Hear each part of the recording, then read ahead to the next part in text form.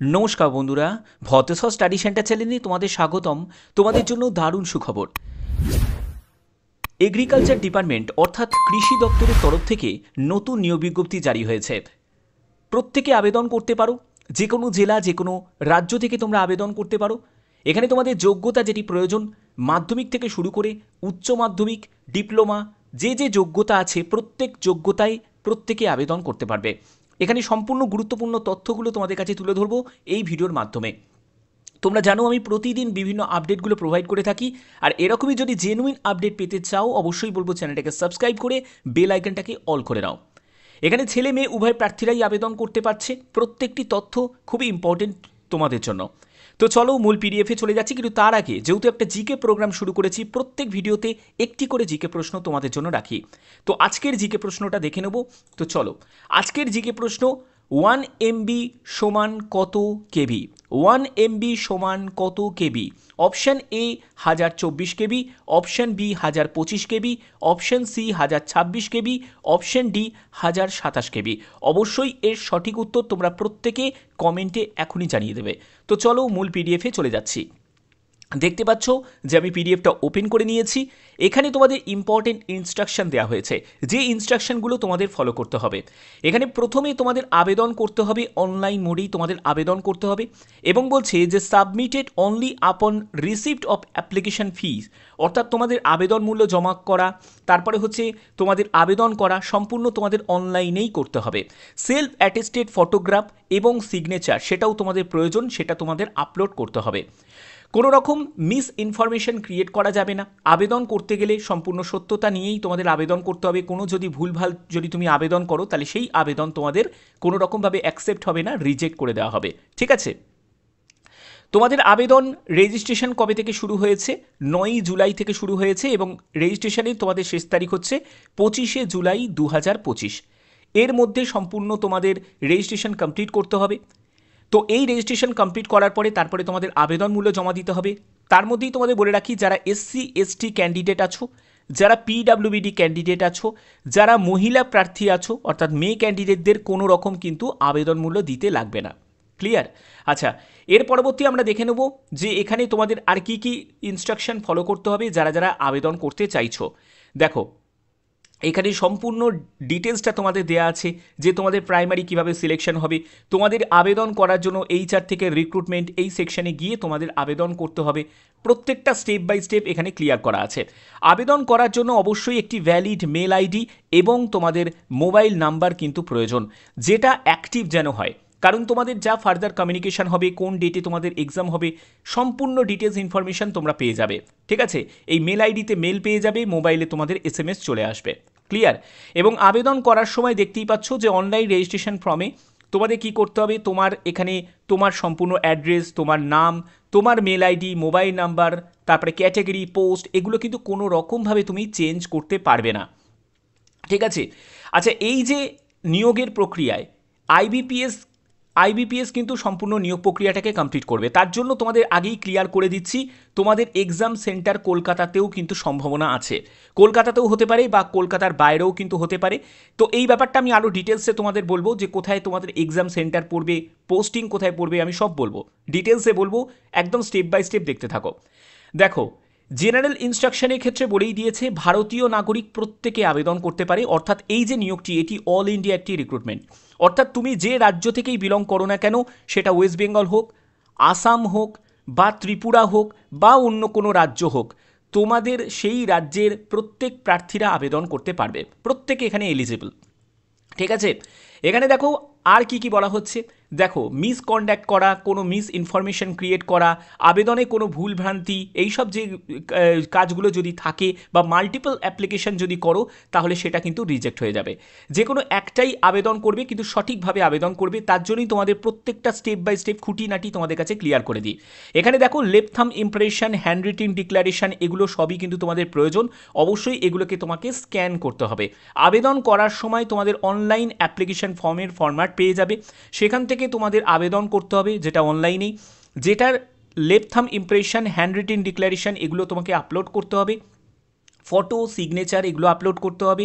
তারপরে তোমাদের click on it open upload যে অপশান তোমরা পাবে সেখান থেকেই তোমাদের সম্পূর্ণ আবেদন কমপ্লিট করতে হবে এবং আপলোড করতে হবে সব ডকুমেন্টসগুলোতে। এবার ডকুমেন্টসগুলোতে কী কী সাইজ তোমাকে এখানে মেনটেন করতে হবে সেই সাইজগুলো কিন্তু এখানে দেওয়া আছে। যেমন দেখো signature, left thumb impression, hand written declaration, সেটা কিন্তু 20 কেবির বেশি যেন না হয়। তো এবার দেখো তোমাদের লেফট থাম্ব ইমপ্রেশন সেটা হোয়াইট পেপারে ব্লু ব্ল্যাক ইঙ্কি যেন হয় এবং সেটা কিন্তু 20 কেবি থেকে 50 কেবির মধ্যে যেন হয়। তারপরে হচ্ছে তোমাদের একটা হ্যান্ড রিটেন ডিক্লারেশন আছে, কি লিখতে হবে হ্যান্ড রিটেন ডিক্লারেশনে আমি সেটাও বলে দেবো, 50 কেবি থেকে 100 কেবির মধ্যে যেন হয়। এটা এক্সিট করে গেলে তাহলে কিন্তু কোনো রকমভাবে আবেদন তুমি আপলোডটা করতে পারবে না, ঠিক আছে। এবার এখানে হ্যান্ড রিটেন ডিক্লারেশনে কী লিখতে হয় সেটা কিন্তু এখানে মেনশন করা আছে, আমি তোমাদের দেখাচ্ছি এখানে। তো এইখানে দেখো তোমাদের অনলাইন পেমেন্টের ব্যাপারটাও ক্লিয়ার করে দিই। অনলাইনের বিভিন্ন মাধ্যম আছে যেটাতে তোমরা পেমেন্ট করতে পারবে, এখানে সম্পূর্ণ ব্যাপারটা ক্লিয়ার করা আছে। এবং দেখো অ্যাপ্লিকেশন রেজিস্ট্রেশনের জন্য তোমাদের প্রথমে RCF এর অফিসিয়াল সাইটে যেতে হবে, সেখান থেকে HR রিক্রুটমেন্ট অ্যাপ্লাই অনলাইন বলে অপশান তোমরা পাবে, সেখান থেকেই তোমার valid mail ID, mobile number এবং নিউ রেজিস্ট্রেশনের যে অপশান থেকেই তোমাদের সম্পূর্ণ রেজিস্ট্রেশন কমপ্লিট করতে হবে।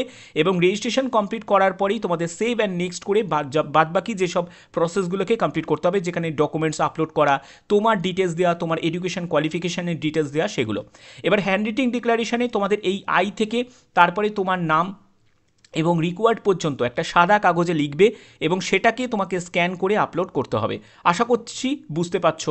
এবার এইগুলো কিন্তু তোমাদের প্রসেস, এই প্রসেসগুলোকে তোমাকে ফলো করতে হবে আবেদন করতে গেলে, ঠিক আছে। এবার চলো আমরা চলে যাব যে কোন কোন পোস্ট এবং পোস্টের জন্য কি কি তোমাদের যোগ্যতা প্রয়োজন সেই জায়গায় চলে যাব। অনেক বড় একটা লিস্ট, ঠিক আছে, অনেক বড়, PDF-টা অনেক বড়ই আছে, আমি সম্পূর্ণ স্টেপ বাই স্টেপ তোমাদের কাছে তুলে ধরবো এই ভিডিওর মাধ্যমে, ঠিক আছে। তো চলো প্রথম পোস্ট হচ্ছে এটা, যেখানে দেখো তোমাদের টেকনিশিয়ান মেকানিক্যাল। তো এই মেকানিক্যাল পোস্টের জন্য 22,000 টাকা থেকে 60,000 টাকার মধ্যে তোমাদের বেতন থাকবে। 3 বছরের যারা পলিটেকনিক ডিপ্লোমা করেছো তারা আবেদন করতে পারছো, এবং HSC যারা করেছো মানে সায়েন্স ব্যাকগ্রাউন্ড দিয়ে যারা HSC কমপ্লিট করেছো, HS করেছো, তারা আবেদন করতে পারবে।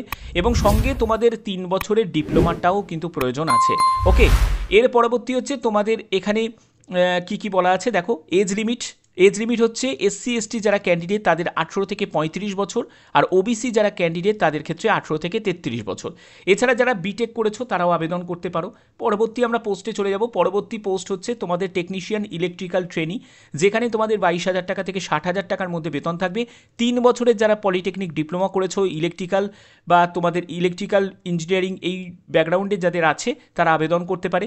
যারা HSC সায়েন্স এবং সঙ্গে যদি তোমাদের 3rd সেমিস্টার 3 ইয়ার্সের যদি ফুল টাইম ডিপ্লোমা করা থাকে বা বিটেক করা থাকে তারাও এলিজিবল আছে, ঠিক আছে। এর পরবর্তী আমরা চলে যাব। এই পরবর্তী পোস্ট হচ্ছে তোমাদের এখানে টেকনিশিয়ান ইনস্ট্রুমেন্টেশন।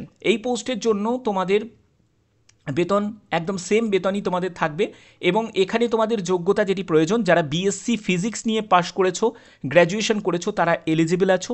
এবং তোমাদের পরবর্তী যেটি বলা হচ্ছে সেটা হলো তোমাদের ইনস্ট্রুমেন্টেশন বা কেমিক্যাল প্ল্যান্ট নিয়ে তোমাদের যোগ্যতা থাকতে হবে। এবং দেখো ST ক্যাটাগরি থেকে যারা আছো তাদের 50% মার্কস কিন্তু গড়ে থাকতেই হবে। এবং এখানে বয়স হচ্ছে 18 থেকে 35 বছর, 1/2/2025 হিসাবে ST ক্যান্ডিডেটদের। এবং পরবর্তী হচ্ছে তোমাদের নার্স গ্রেড 2, যেখানে তোমাদের সেম বেতনই কিন্তু থাকছে। এখানে যোগ্যতা হলো HSC যারা কমপ্লিট করেছো, 3 বছরের যাদের GNM কোর্স করা আছে তারা কিন্তু এখানে এলিজিবল, ঠিক আছে। GNM কোর্স করা আছে তারা কিন্তু এলিজিবল আছো। এবং হচ্ছে যে তোমাদের পরবর্তী যেটি বলা হচ্ছে যারা BSc নার্সিং ডিগ্রি আছে তারাও এলিজিবল আছে অথবা দেয়া আছে, ঠিক আছে, যে কোনো একটি হলেই কিন্তু হয়ে যাবে। এর পরবর্তী হচ্ছে SC ক্যাটাগরি থেকে তোমাদের এখানে 18 থেকে 36 বছর, 1/2/2025 হিসাবে এজ ক্যালকুলেট করতে হবে। এক্সপিরিয়েন্সের ক্ষেত্রে বলে রাখি 2 বছরের অভিজ্ঞতার প্রয়োজন আছে। যদি তোমার 20 বেডেড কোনো হসপিটালে 2 বছরের কাজের অভিজ্ঞতা থাকে তাহলে তুমি এলিজিবল আছো। এর পরবর্তী পোস্টে চলে যাব, যেটা হলো তোমাদের জুনিয়র ফায়ারম্যান গ্রেড 2, যেখানে কোনো এক্সপিরিয়েন্সের প্রয়োজন নেই, প্রত্যেকে এখানে এলিজিবল। শুধুমাত্র তোমার 10th পাস যোগ্যতা এবং তোমার একটা 6 মাসের যদি ফায়ারম্যান সার্টিফিকেট থাকে তাহলেই তুমি এলিজিবল। এখানে আর একটা কথা বলে রাখি, ডিস্টেন্স লার্নিং, করেসপন্ডেন্স বা পার্ট টাইম কোর্সে যারা করেছো, ঠিক আছে, সেটা ফায়ারম্যান সার্টিফিকেটই হোক বা মাধ্যমিক হোক, তারা কিন্তু এখানে এলিজিবল নয়। এবং পরবর্তী তোমাদের এখানে আরেকটা ব্যাপার বলা হয়েছে, সেটা হলো এজ 18 থেকে 34 বছরের মধ্যে হতে হবে ST ক্যাটাগরি থেকে। 1/2/2025 হিসাবে তোমাদের বয়স ক্যালকুলেট করতে হবে। 18,000 টাকা থেকে 42,000 টাকার মধ্যে তোমাদের বেতন থাকবে। পরবর্তী হচ্ছে তোমাদের এখানে দেখো বয়লার অপারেটর গ্রেড 3 এই পোস্টের জন্য 22,000 টাকা থেকে 55,000 টাকা। এখানেও তোমাদের এসএসসি মানে হচ্ছে 10th পাস যোগ্যতা চাওয়া হয়েছে এবং তোমাদের বয়লারের অবশ্যই বয়লার অ্যাটেন্ডেন্টের সেকেন্ড ক্লাস তোমাদের কোনো একটা সার্টিফিকেট থাকতে হবে, ঠিক আছে। এখানে তোমাদের বয়স 18 থেকে 35 বছর এবং 2 বছরের অভিজ্ঞতার কথা বলা হচ্ছে বয়লার অ্যাটেন্ডেন্ট পোস্টের জন্য। এছাড়া দেখো তোমাদের আরও পোস্ট আছে যেটা হচ্ছে তোমাদের অপারেটর কেমিক্যাল। তো এখানে তোমাদের বিএসসি কেমিস্ট্রি নিয়ে তোমাদের যদি কোনো ডিগ্রি থাকে তাহলে অবশ্যই এলিজিবল আছো। ওবিসি ক্যান্ডিডেটদের 55% গড়ে মার্কস থাকতে হবে, আর যারা এসসি এসটি ক্যান্ডিডেট তাদের 50% গড়ে মার্কস থাকতে হবে। এখানে দেখো তোমাদের এজ লিমিটের ব্যাপারটাও ক্লিয়ার করা আছে। এসসি এসটিরা 18 থেকে 35 বছর আর ওবিসিরা 18 থেকে 33 বছর। কোয়ালিফিকেশনের সম্পূর্ণ ডিটেলস দেওয়া আছে। যাদের তোমাদের 3 বছরের যাদের পলিটেকনিক ডিপ্লোমা করা আছে তারাও কিন্তু এলিজিবল আছে। তো এই হচ্ছে তোমাদের সম্পূর্ণ ডিটেলস এবং এই হচ্ছে তোমাদের ভ্যাকেন্সি। টোটাল ভ্যাকেন্সি 74 মতো আছে এবং তোমাদের এই যে নিয়োগটি করা হচ্ছে সেটা রাষ্ট্রীয় কেমিক্যাল অ্যান্ড ফার্টিলাইজার লিমিটেডের তরফ থেকে, যেটা নবরত্ন গভর্নমেন্ট অফ ইন্ডিয়া, ঠিক আছে। এবার তোমাদের একটা ব্যাপার তোমাদের ক্লিয়ার করে দিই, আমি সিলেকশন প্রসেসের জায়গায় যাব, যেখানে আমি তোমাদের বলছিলাম যে এই এক্সামটা তোমাদের যে নিয়োগের যে প্রক্রিয়া সেটা কমপ্লিট করবে আইবিপিএস। তো আইবিপিএসকে যেহেতু দায়িত্ব দেওয়া হয়েছে, তো আইবিপিএস তোমাদের কলকাতা লোকেশানও তোমাদের সেন্টার রাখতে পারে বা বাইরের লোকেশানও সেন্টার রাখতে পারে। এটা একদম স্পষ্টভাবে ক্লিয়ার করা যাবে না, কারণ যতটুকু যা ইনফরমেশান আছে, যেহেতু আইবিপিএস কলকাতাতেও এক্সাম সেন্টার দেয়। তো যাই হোক, এখানে তোমাদের অ্যাপ্লিকেশন ফিজের ব্যাপারটা বলে রাখি, 700 টাকা মতো তোমাদের আবেদন মূল্য লাগছে। এই আবেদন মূল্য যারা ইউআর ক্যান্ডিডেট, যারা ইডব্লিউএস ক্যান্ডিডেট, যারা ওবিসি ক্যান্ডিডেট তাদেরকেই দিতে হবে। অবশ্যই যারা মেল ক্যান্ডিডেট তারাই দেবে। SC ST female candidate ex serviceman যারা আছো তাদের কোনো রকম আবেদন মূল্য দিতে লাগছে না। এখানে তোমাদের নেচার অফ জব সম্পূর্ণ ডিটেলসটা কিন্তু ক্লিয়ার করাই আছে।